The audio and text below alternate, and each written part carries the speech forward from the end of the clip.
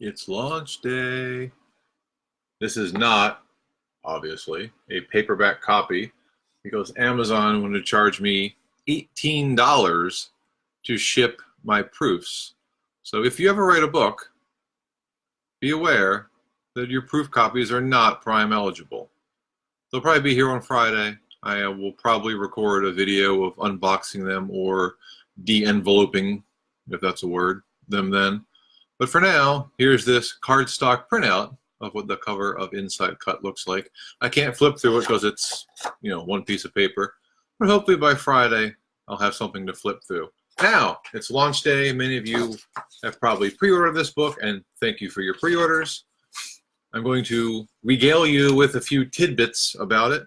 The working title of it was Shot Clock. My writing process, I need a title. It's just something I do and something I need. It doesn't always stick. Sometimes they do, sometimes they don't.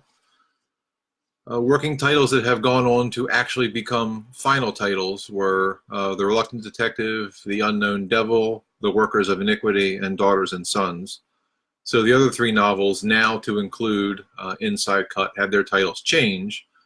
If you're on my review team, the advanced review copy you got of this book was still called Shot Clock because I'm very good at what I do and I didn't change the file name before I compiled it. So, yeah. Calvin Murray, who is the client, really his mother's the client, but CT works with him the most in this book. His name was Richie in the first draft because I liked the cadence or the flow of Richie Murray. But Rich, CT's cousin, is a recurring character, of course. And he doesn't have a huge role in this book, but having a Richie and a Rich in the same book is probably not a good idea. So that got changed in the second draft. A lot of the book takes place at John Hanson College, which is fictitious. John Hanson was a real person, as described in the book. He was a president of the United States under the Articles of Confederation from Maryland. I think part of Route 50 in the state of Maryland is named after him. But the college is fictitious. The college does not have a good reputation by the end of the book. Spoiler alert.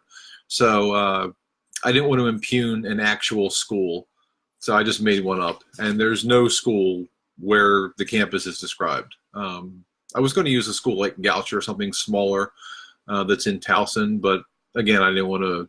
Once I realized the direction the book would go, I didn't want to impugn an actual school with what happened. I'm not a big basketball fan.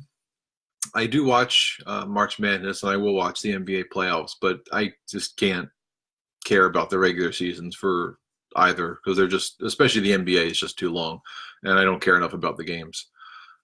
But I tried to make the basketball scenes, particularly the game scenes, accessible for people who don't follow the sport, like me, or who just don't care about sports in general. And I also tried to keep the sports betting angle of the book very accessible. It's the stuff comes up infrequently, and I'd like to think it's explained well.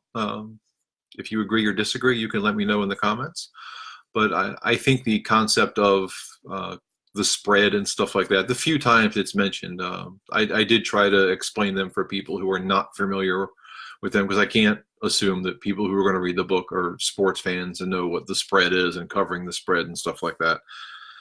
So Eddie, who is one of the antagonists in the book, was actually in a short story, Eddie Ferrugia, same name, and a very similar character. Obviously, he got fleshed out a lot more because this is a 70-something thousand word novel and not a short story.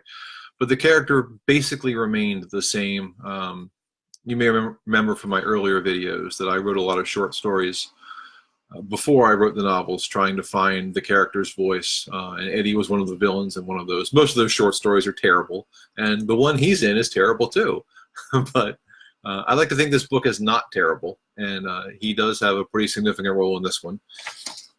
And my last little tidbit is that I like to think of these books in terms of trilogies, even though they're not really written or marketed that way. And you can read them in all seven. You can read them in any order.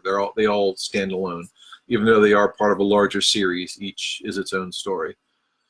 So I do think of them in terms of trilogy. So I guess you might say this is my Force Awakens, for all that might entail. But it does kind of kick off something that will span also books 8 and 9. Something that's actually been simmering for a while, but it really starts coming to a head in this book. And it will also factor into the next 2. And that's kind of the arc that's going to define this one and book 8, which I'm working on the first draft of now, probably about 40% of the way through that, since it's National Novel Writing Month. And then book 9, both of those will be released next year at some point. That's all I have for tidbits. Happy launch day for Inside Cut. I hope you have a copy if you're so inclined. And if you do have a copy, I hope you enjoy it. Thanks for watching.